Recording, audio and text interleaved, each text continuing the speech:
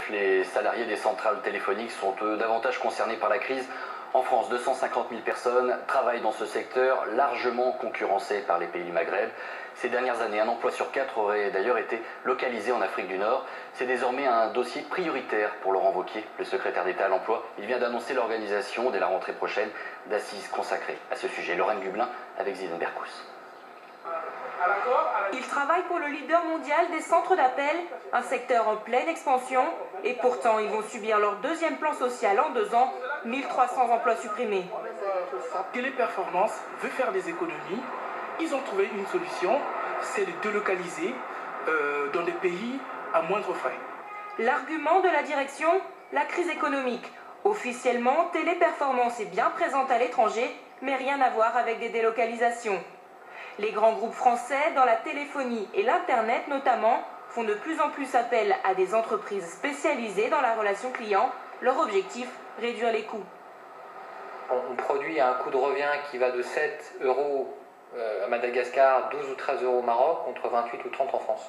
Donc quand vous avez 400 personnes au téléphone sur une prestation, ça se chiffre en économie de millions d'euros dès la première année. Nous avons contacté le service client d'un opérateur Internet. Difficile de savoir où il se trouve, la question dérange. Vous, monsieur, vous êtes dans quelle ville? Ah oui, ça c'est question privée, excusez-moi madame. Et pourquoi c'est si confidentiel de savoir où j'appelle? Voilà, aujourd'hui vous êtes à Bordeaux, vous êtes tombé sur notre plateforme à Bordeaux. Une fois sur 3, votre interlocuteur se trouve de l'autre côté de la Méditerranée, au Maroc ou en Tunisie. Autre destination en vogue, le Sénégal, la Côte d'Ivoire ou encore l'île Maurice. En 5 ans, le nombre d'emplois délocalisés à l'étranger serait passé de 10 000 à 60 000. Mais certains préfèrent jouer la carte de la proximité, comme ici en Bretagne. Allumez votre mobile, on fera la manipulation ensemble.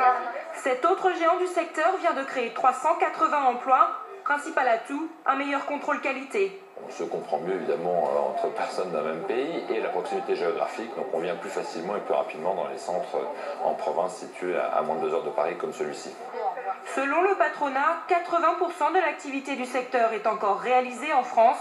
Cela représente en tout 250 000 emplois. Direction l'Angleterre.